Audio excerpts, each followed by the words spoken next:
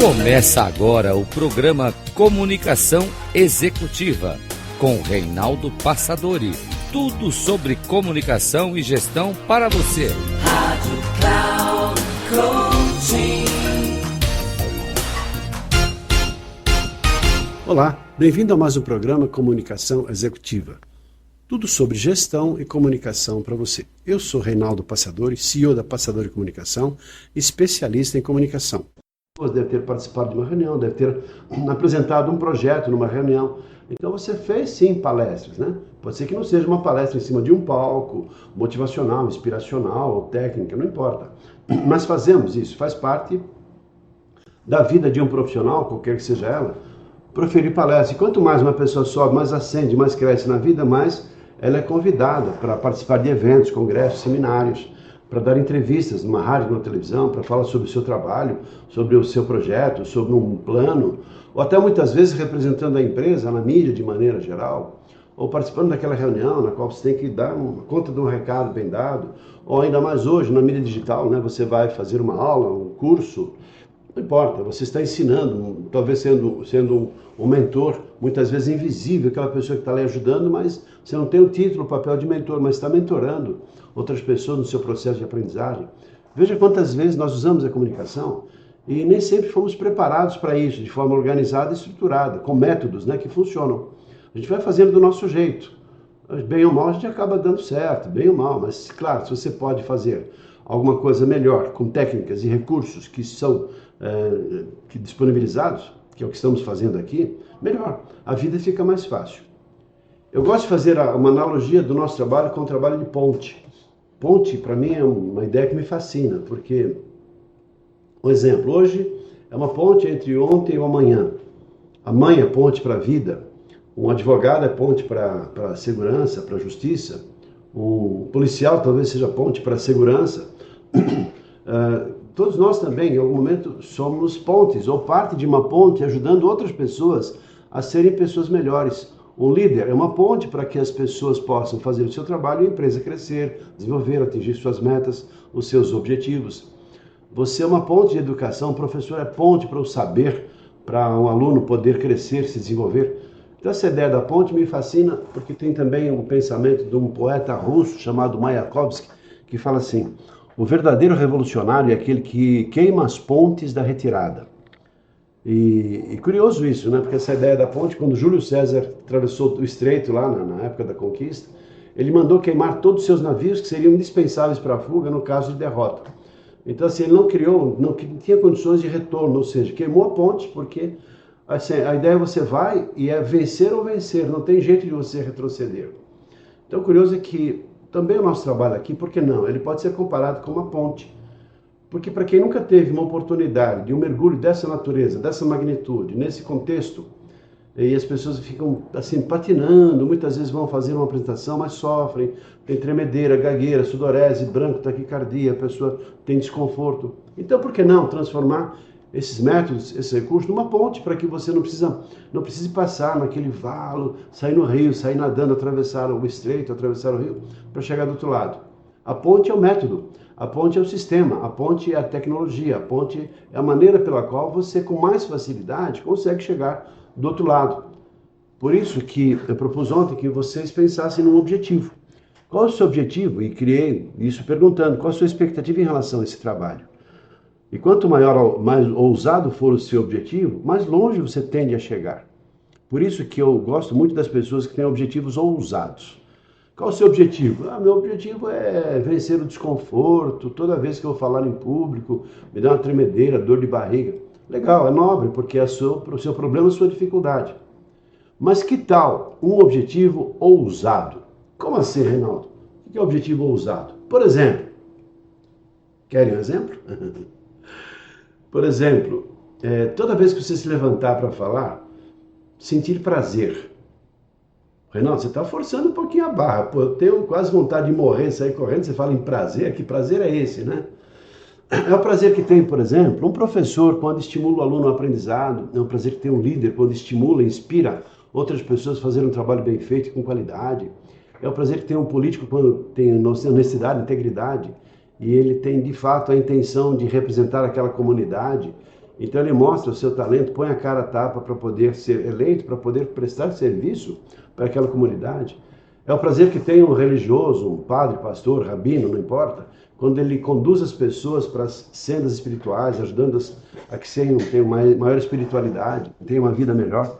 Esse é o prazer que você tem quando, por exemplo, se levanta e vai ajudar uma outra pessoa a ser a melhor pessoa, a fazer um trabalho com outro padrão de qualidade, a fazer bem feito aquilo que ela precisa fazer, a motivar, inspirar, liderar, sei lá, fazer tudo que você faz.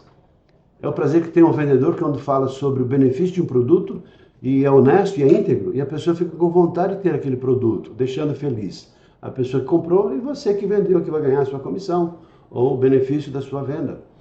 Olha só, esse prazer não está tão distante.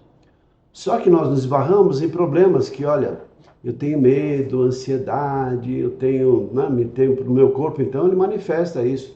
Eu fico gago, tem gente que fica eu brinco, a pessoa fica buzinando, porque ela fica gaga naquela hora, parece que perde a ideia. Às vezes por excesso de preocupação em relação à avaliação da outra pessoa, a hora que ela se dá, se quer saber, eu vou fazer do meu jeito e me preparo para isso. E vai fazer o melhor que pode. Joga o perfeccionismo na lata do lixo, perfeccionismo, que é o lado negativo na lata do lixo, e se dá a chance de cometer alguns erros. É claro que ela não vai fazer para errar, mas se errar, ela não vai se preocupar tanto. E perceber que todo mundo comete alguns deslizes e faz parte do processo. E está tudo bem, vai dar certo no final.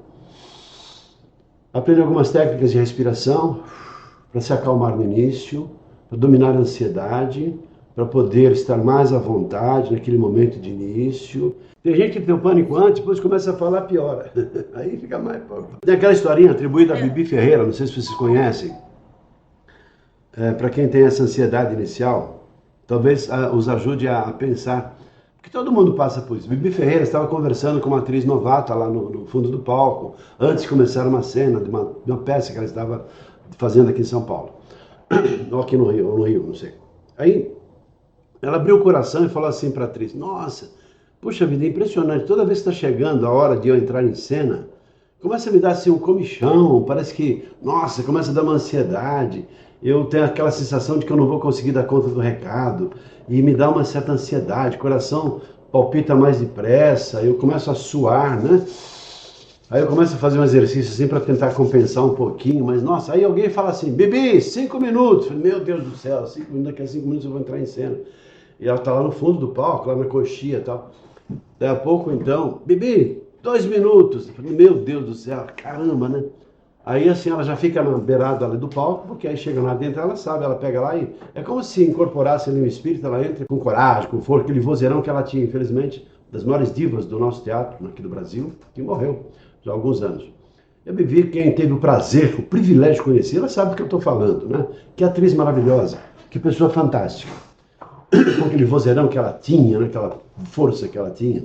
Então, interpretou papéis muito importantes, em peças que exigiam muito talento, né?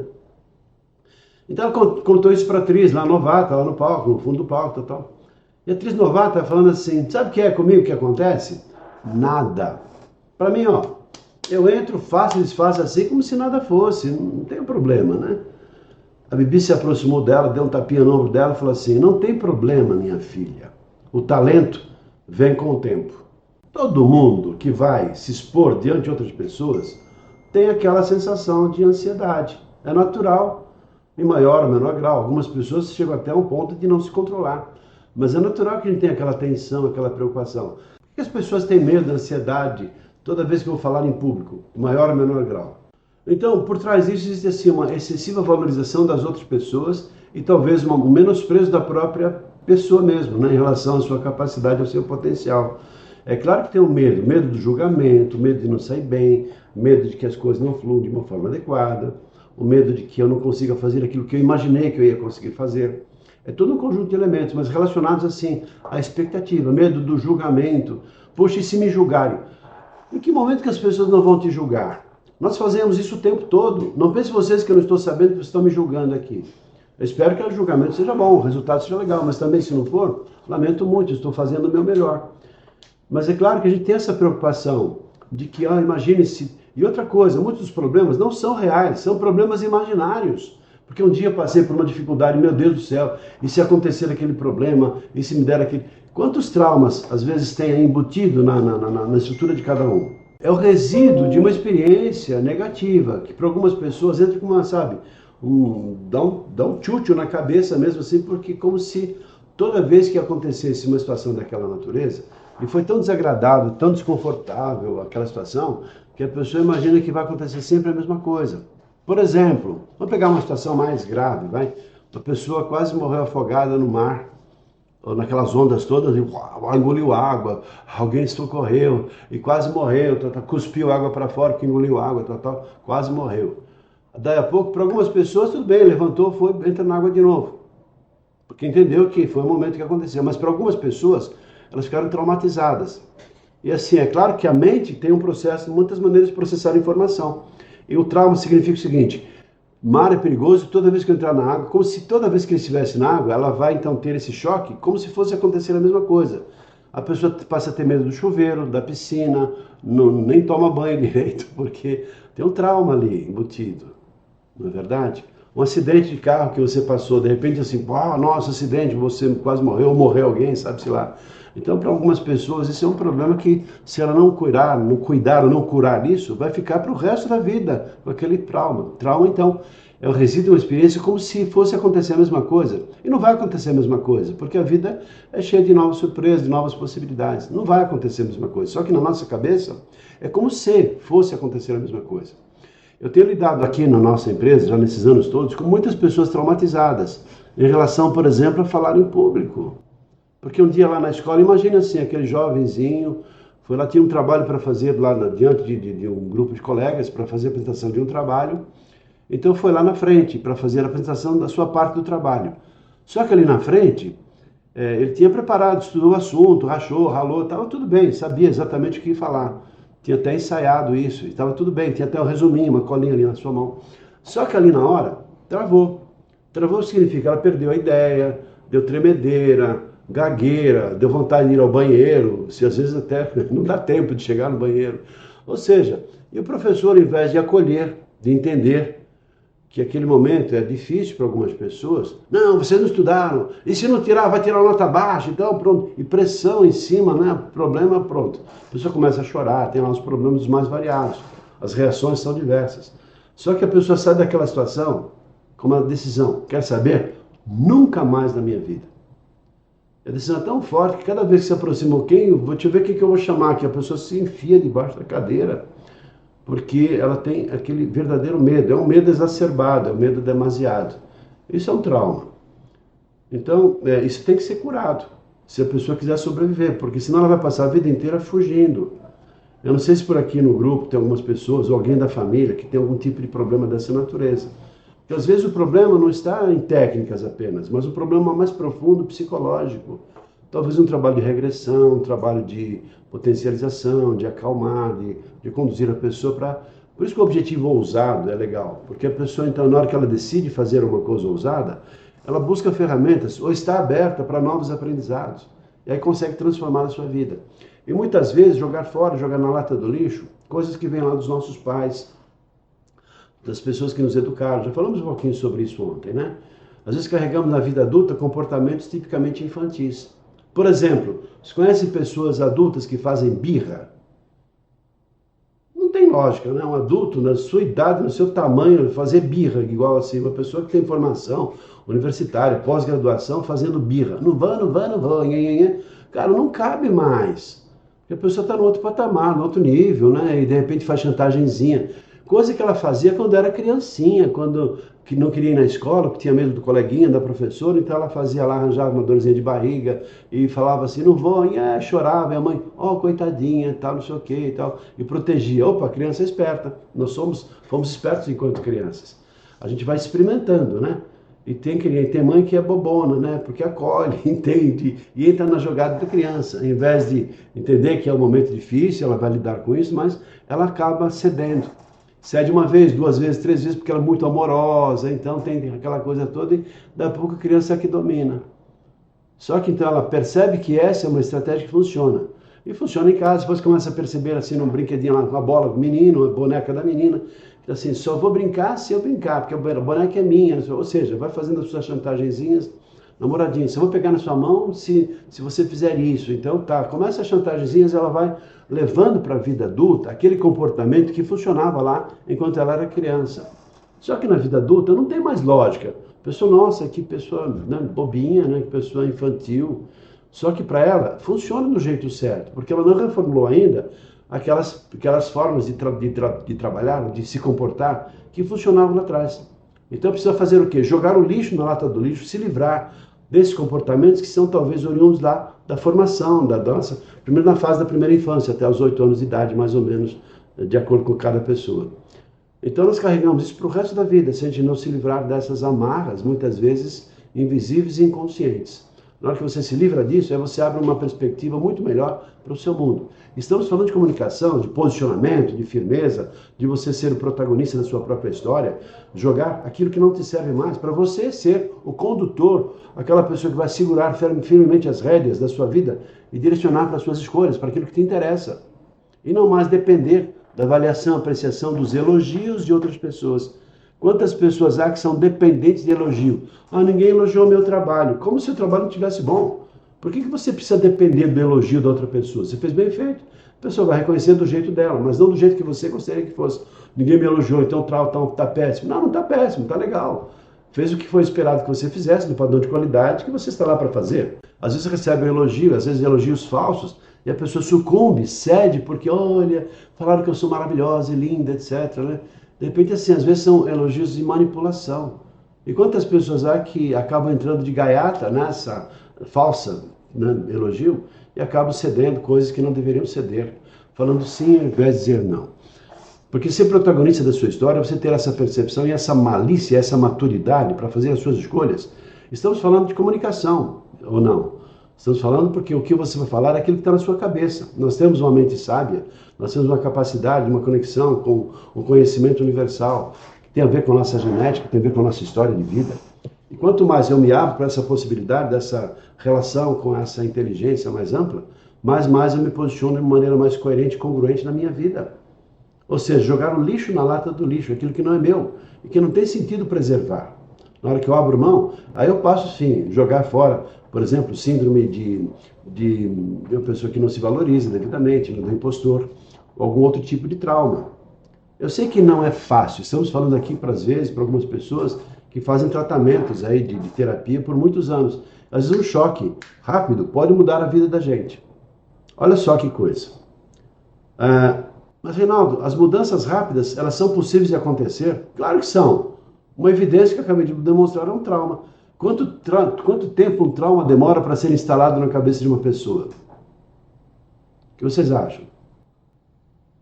Pergunto de novo. Acho que pode ser rápido, né, prof? Acho que não tem um tempo, pode ser muito rápido. A própria experiência, né, Alexandre? Pela experiência você já sai com um mindset diferente. Peraí, se nós temos essa capacidade de aprender rapidamente com trauma, por que o antitrauma também não pode gerar uma possibilidade? Ou seja, você aprender rapidamente e a partir daí viver de um jeito diferente. Se você observar, você já processou mudanças muito rápidas na sua vida, quando, por exemplo, você sofreu um acidente, passou um perrengue lá no hospital, ou você morreu alguém, sei lá, alguma coisa assim, então você tomou uma decisão. A partir daquele momento, você resolveu fazer de uma maneira diferente. Então você adotou certas medidas, tomou decisão, e você foi lá e fez alguma coisa. Porque você então se deu conta de que não depende de outras pessoas, depende única e exclusivamente de você conduzir a sua vida para onde você quer. Na hora que você se livra de lixo, de relacionamentos tóxicos, sei lá, daquilo que não tem sentido para você, você vive plenamente a sua vida. E não depende mais da apreciação, aprovação de outras pessoas. Ah, mas isso vai desagradar outra pessoa. Em que lugar está escrito no mundo, algum manual de instrução, que diz que você tem que viver a vida de outras pessoas? A vida é sua. Você é que deve cuidar da sua vida. É claro que você vai ter apoio, pessoas que vão te ajudar, isso faz parte, a gente troca coisas.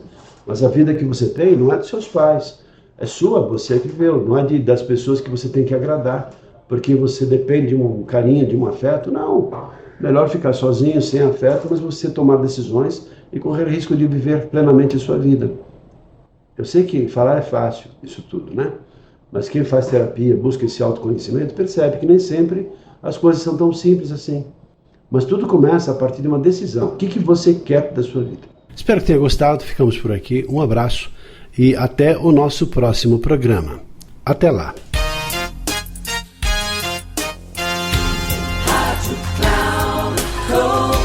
Encerrando por hoje o programa Comunicação Executiva com Reinaldo Passadori. Tudo sobre comunicação e gestão para você. Rádio Cloud Coaching.